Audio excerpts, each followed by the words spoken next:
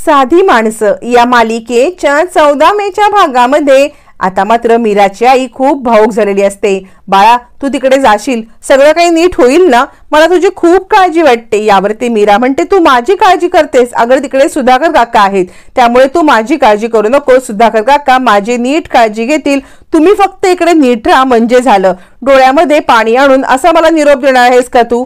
असं म्हणत मीरा आपल्या आईला समजावते। मग बहीण म्हणते, अगं नको ना आई, तिला रडवूस तू। असं म्हणत आता मात्र मीरा, तिची आई आणि बहीण ह्या तिघी जणी भावुक झालेल्या असतात।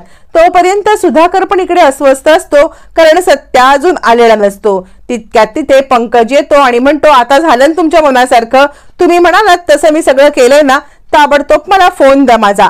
यावरती आता सुधाकर म्हणतो, अरे काय नीट झालंय? मला ना सत्याचीच काळजी वाटते। अरे तो अजून आला नाहीये। यावरती पंकज म्हणतो, तुम्ही माझा फोन द्या, त्या सत्यापेक्षा माझा फोन इम्पॉर्टंट आहे। म्हणजे काहीतरी कामाला येतो, त्या सत्यासारखं नाही नुसतं दारू पीत बसणं। असं म्हणत तो आता सुधाकर कडून आपला फोन काढून घेतो। सुधाकरला मात्र इकडे सत्याची काळजी वाटत असते की सत्या कुठे आहे?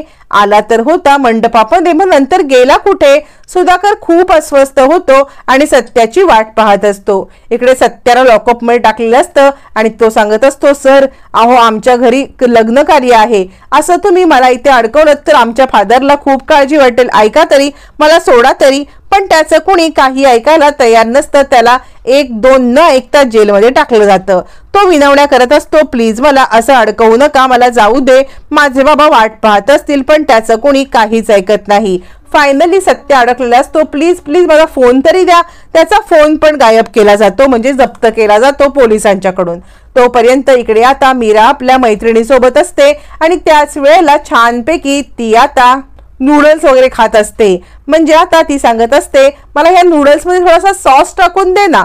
असं म्हणत आता इकडे सारिका आपल्या मैत्रिणीसोबत छानपैकी आता नाश्ता करत असते। तोपर्यंत पंकजचा फोन येतो आणि तो म्हणतो, मला इकडे जेवणच जात नाहीये। आणि त्यावेळेला सारिका सांगते, काय सांगू, मी सुद्धा सकाळपासून काही खाल्लेलं नाहीये। असं म्हणत ती आता त्याला मुद्दामच खोटं सांगते। त्यावरती तो म्हणतो, एकदा का पैसे आले ना की या सगळ्यामध्ये आपण पळून जाऊ। कुठे पळून जाऊ हे यांना कळणार पण नाही। यावरती ती सांगते, हे बघ, एकदा पैसे आले ना की बाकी काही तू विचारच करू नकोस। आणि सारिका विचार करत असते, एकदा का पैसे आले मग ह्याचं लग्न झालं तरी मला काय फरक पडतोय, मी पैसे घेऊन पळून जाणार आहे। सारिका म्हणते, खऱ्या प्रेमाची ताकद तुला माहिती आहे ना? खऱ्या प्रेमामध्ये इतकी ताकद आहे ना की ते दोघं आपल्याला एकत्र आणूनच ठेवणार प्रेम खरं। असं म्हणत सारिका पंकजला आता चांगलंच घोळात घेते।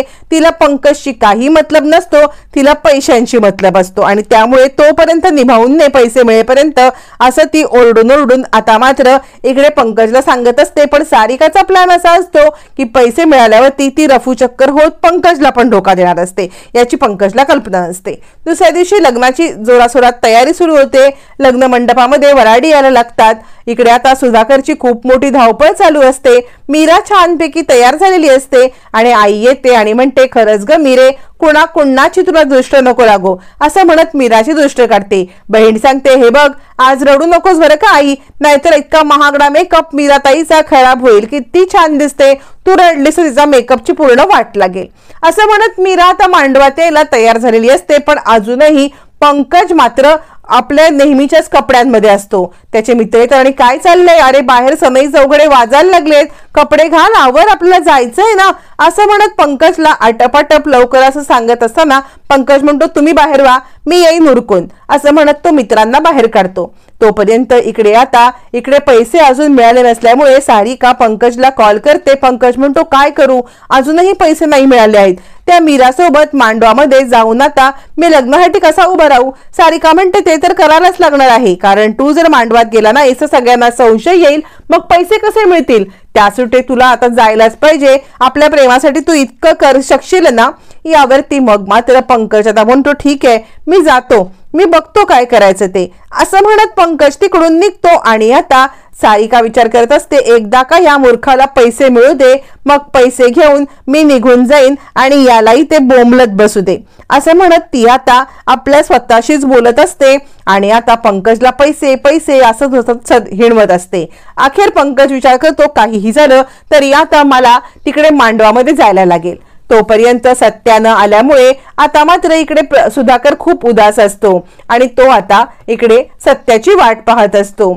तोपर्यंत तो सांगत असतो सत्या कुठे गेलाय ना मला काय कळतच नाहीये, म्हणजे काल तर तो आला होता पण अचानकपणे असा कसा निघून गेला मला तर काही समजतच नाहीये असं म्हणत तो सत्याची वाट पाहत असतो। इकडे सत्या सुद्धा सांगत असतो ओ इन्स्पेक्टर साहेब सोडा ना, माझ्या भावाचं लग्न आहे तिकडे, माझा बाप वाट पाहत असेल। अहो इन्स्पेक्टर साहेब सोडा ना। इन्स्पेक्टरला म्हणतो तुझा फोन तरी द्या। यावरती इन्स्पेक्टर म्हणतात बरेचसे कॉल येऊन गेलेत, आता सुधाकरने बरेचसे फोन केलेले असतात पण सत्या काही फोन उचलत नाही, म्हणजे फोन पोलिसांकडे असतो म्हणून सुधाकर पण उदास होतो। काय करावं या पोराचं?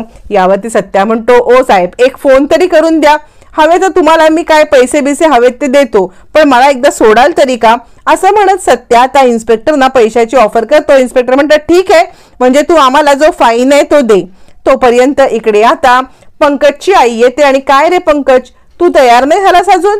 यावरती पंकज म्हणतो हे काय आता तयार होतोय। यावरती आई म्हणते खरं सांगू का बिझी आहेस का, माझ्याशी बोलायला वेळ नाहीये का? यावर पंकज म्हणतो आई तू एकमेव अशी आहे की तुझ्याशी बोलायला मला वेळच वेळ आहे, तुला कधीतरी मी टाळेन का?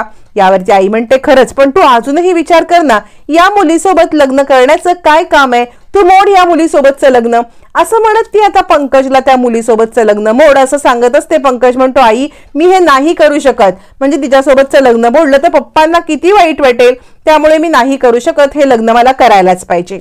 मग इकडे आता मीरा मांडवात येते। मीरा खूप छान दिसत असते, सगळेजण मीराचं कौतुक करत असतात। सुधाकर म्हणत असतो पंकज कुठे आहे? पंकज अजूनही आलेला नसतो। मित्र म्हणतात 10 वेळा आम्ही त्याचं दार वाजवलं, 10 वेळा त्याला सांगितलं की पंकज कुठे आहेस कुठे आहेस, पंकज काही येतच नाहीये बाहेर।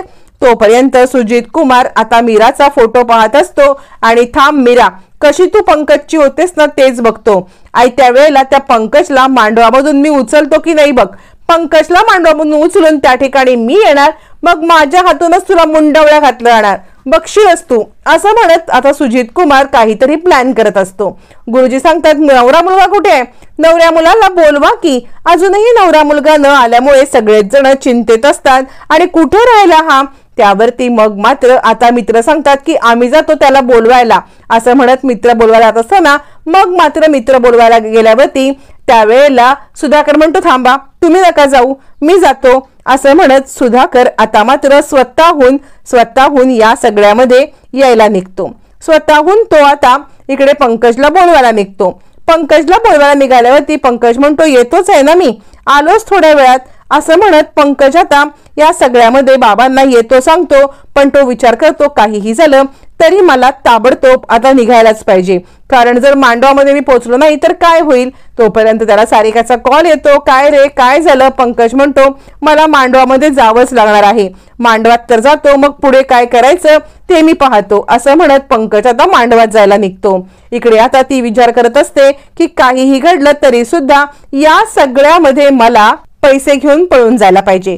तोपर्यंत आता इकडे सत्य सांगत असतो हे बघा तुमची जी काही फाईन आहे ना ती मी तिकडे गेल्यावर देईन, इथे माझ्याकडे फाईन द्यायला पैसे नाहीयेत, तुम्ही मला लग्न मंडपामध्ये घेऊन चला, तिकडे मी फाईन घेईन आणि तुमच्याकडे देईन चालेल का? असं म्हटल्यावर ती इन्स्पेक्टर साहेब सत्याला घेऊन आता मात्र मंडपात यायला निघतात। तोपर्यंत पंकज येतो, पंकज तयार होऊन आलेला असतो, विधी चालू होतात। पंकज वाट पाहत असतो ती पैशांची, एकदा का पैसे आले की इथून आपण उठून जायचं। सगळेजण लग्न विधीमध्ये असतात, पंकजच्या मनात काय चाललंय याची कुणाला कल्पना नसते। फायनली आता मात्र इकडे लग्नाचे विधी चालू होतात। गुरुजी आता एक एक करत सगळे विधी चालू करतात। मीरा मनोभावी विधी करत असली तरी पंकजचं लक्ष मोबाईल मध्ये असतं। मग मात्र इकडे आता सुधाकर चिडतो, काय चाललंय तुझं? दे तो मोबाईल इकडे, आत्ताच्या आत्ता तो मोबाईल माझ्या स्वाधीन कर, नाही तर तुझं काही खरं नाही असं म्हणत तो मोबाईल लागत असतो। पंकज म्हणतो नाही राहू दे माझा मोबाईल असं म्हणत पंकज तो मोबाईल घेतो आणि सारखा मोबाईल वरती तो आता पैसे आले का हे चेक करत असतो। सुधाकर चिडत असतो याचं नक्की चाललंय तरी काय? त्याच वेळेला पंकजला कपडे दिले जातात आणि आता ते कपडे घालायला सांगितले जातात। तोपर्यंत इकडे आता लगेचच साहेबांना घेऊन तोपर्यंत सत्या मांडवात यायला निघालेला असतो. सत्या मांडवात येत असतो तोपर्यंत पंकजला पैसे मिळाल्याचा मेसेज येतो. पंकजला पैसे मिळाल्याचा मेसेज आल्यावरती पंकज कशाला थांबतोय, पंकज धूम ठोकत तिकडून आता पळून जातो.